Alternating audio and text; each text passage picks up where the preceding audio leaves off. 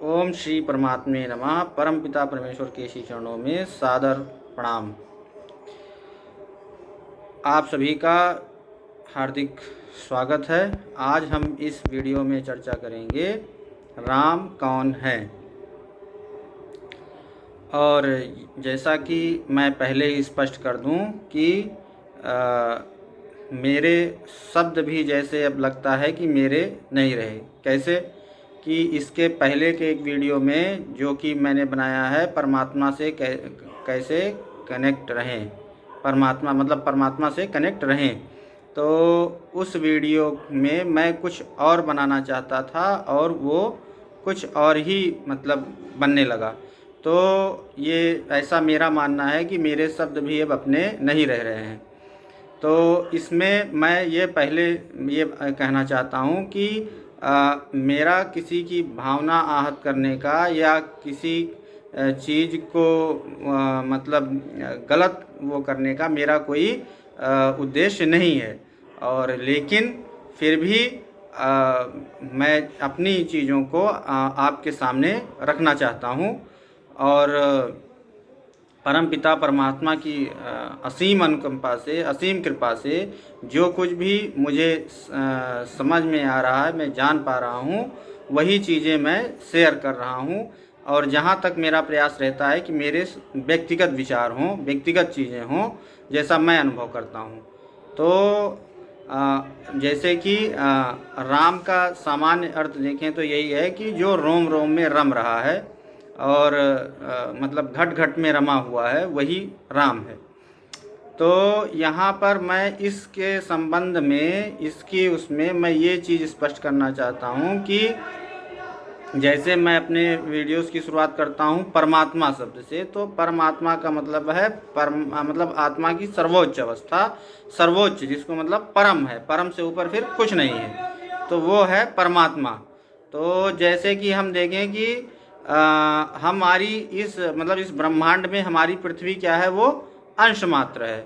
तो जैसे solar system होता है, फिर उसके ऊपर क्या होता है, सोलर सिस्टम के ऊपर है गैलेक्सी है, गैलेक्सी के ऊपर क्या है, यूनिवर्स है, यूनिवर्स के ऊपर क्या है, मल्टीवर्स है। तो जैसे अभी जल्दी में ही कुछ समय पहले की बात है कि विज्ञान के अनुसंधानकर्ताओं ने खोज निकाली है एंड्रोमेडा गैलेक्सी, तो अलग ही गैलेक्सी है पूरी की पूरी वो। तो उसी तरह से मैं यहाँ पर, तो इससे हम ये समझें कि जैसे मान लीजिए हमारी पृथ्वी इसमें एक अंश मात्र है, तो जो क्रिएटर लॉर्ड है, जो मेन करता है, कारण है, जो सब कुछ जिसकी उसमें चलता है, तो उसको परमात्मा को अगर हम एक एनर्जी के रूप में अगर समझेंगे तो ज़्यादा आसानी होगी।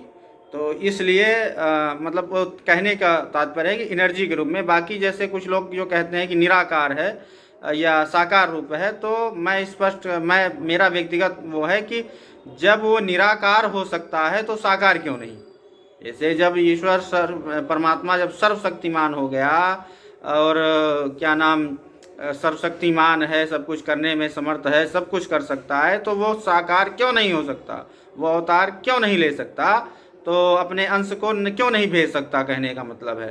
तो ये जैसे कि हाँ, तो अब बात आती है कि जैसे हाँ, इसके ऊपर मैंने जो बताया, तो इसके ऊपर ये सब चीज़ें हैं। तो इसमें जैसे जो परमात्मा है, तो वो सर्व मल्टीवर्स भी उसके उसमें है, तो वो हुआ परमात्मा। तो जैसे मान लीजिए हमारी पृथ्वी है, तो पृथ्वी में ऐसी इस ब्रह्मांड में अनंत कोटि ब्रह्मांड, जैसे शास्त्रों में एक शब्द आता है अनंत कोटि ब्रह्मांड। अनंत कोटि ब्रह्मांड शब्द बार बार समझिए आया हुआ है। तो जब अनंत कोटि ब्रह्मांड है, तो अनंत पृथ्वियाँ भी हुई। तो जब जैसे इस पृथ्वी पर मान लीजिए इसके सिस्टम में कुछ गड़बड़ी आई, और जैसे ये आसुरी शक्तियाँ जो है वो हावी हुई, तो जब उसके लिए बार बार जैसे कहता है ब्रह्मा विष्णु महेश, और तो उन जो है सृष्टि का निर्माण करते हैं, पालन करते हैं और संहार करते हैं। तो इस तरह से सृष्टि की रचना और पालन और संहार। तो जैसे मान लीजिए कि इस पृथ्वी पर हो गए त्रिदेव, और 3 एनर्जी हुई जैसे, और वो तो एक ही है लेकिन 3 रूप हो गया उसका। फिर वही शिव शक्ति के रूप में 2 हो जाते हैं। तो जैसे कहने का तात्पर्य है कि फिर इसके ऊपर जब हम गैलेक्सी में जाएंगे तो मान लीजिए वहाँ पर हम शब्द दे सकते हैं उसके लिए महा। और यहाँ ये भी मैं स्पष्ट कर दूं कि जब वो परमात्मा अनाम है, अनाम का मतलब उसको कोई नाम नहीं दिया जा सकता, क्योंकि नाम तो हमने अपनी सुविधा से दे रखा है, कुछ भी कहिए, राम कहिए, कृष्ण कहिए, बुद्ध कहिए, कुछ भी कहिए।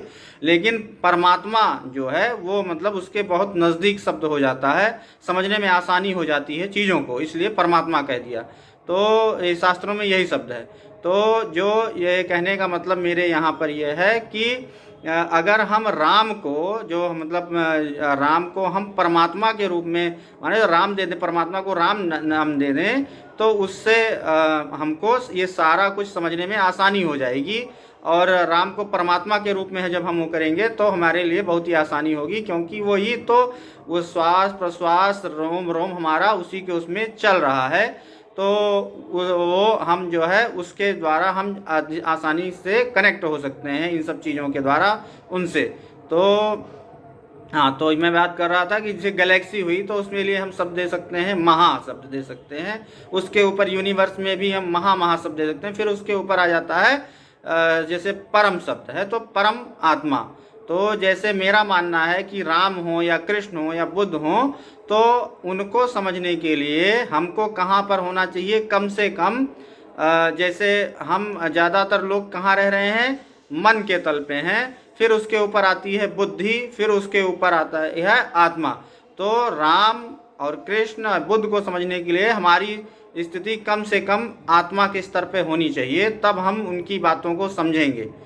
अब जैसे कि भगवान कृष्ण ने जो अर्जुन को उपदेश दिया है, तो उसमें उन्होंने तो एक ही शब्द कहा होगा, एक ही चीज़ कही होगी, जिसके नाम पर इतनी इतनी टीकाएँ टिप्पणियाँ चल रही हैं, उसका मैं कोई वो नहीं कर रहा हूँ, लेकिन समझने में आसानी के लिए उन्होंने एक ही कहा होगा।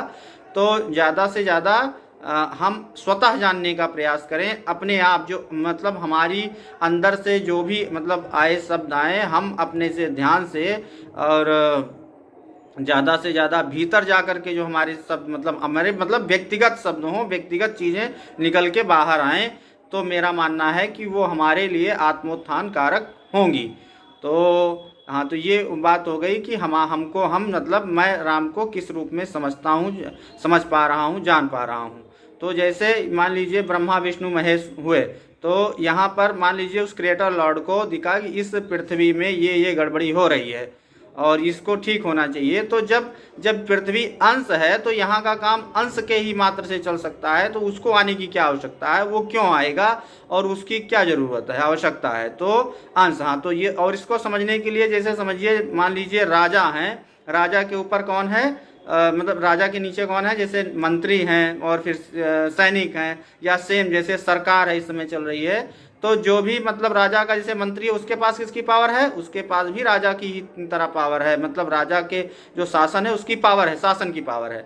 उसी तरह से इस समय जैसे जो सरकारें चल रही हैं, सरकार में जो डीएम है, एसडीएम है, या जो भी मतलब उनकी व्यवस्थाएं हैं, उसमें उनके पास किसकी पावर है, सरकार की पावर है। तो ये संपूर्ण मिलके क्या हो जाता है, सरकार, लेकिन कोई अलग से एक सरकार नहीं है।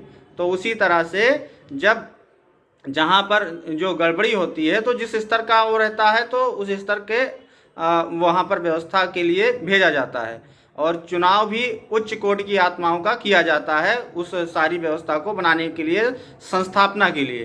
तो इस समय जो जिसे मैं कहता हूँ कि चल रहा है युग परिवर्तन का दौर, तो हम ज़्यादा से ज़्यादा क्या करें, अपने ऊपर कार्य करें, और जिससे कि हम उन जो आगे आने वाला समय है उसमें हम नवनिर्माण में सहयोग कर सकें और उस परम पिता परमात्मा की कृपा हमको प्राप्त हो सके।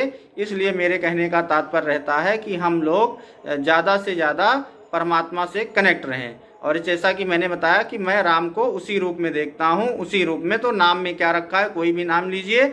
और हाँ, राम से जैसे और एक जो है वो बीज मंत्र में जो है उस टाइप का जो बना हुआ है, यहाँ पर मैं उसको स्पष्ट नहीं बोलूँगा, तो उससे जो है वो अंदर की जो भीतर की जो शक्तियाँ होती हैं वो भी जागती हैं, इसलिए नाम में अलग अलग प्रभाव रहता है। इतना ही ठीक। तो इसलिए ये जैसा मैंने जाना समझा वैसा कहा, इसी के साथ मैं अपनी वाणी को विराम देता हूँ। और ओम श्री परमात्मे नमः। ज़्यादा से ज़्यादा परमात्मा से कनेक्ट रहें।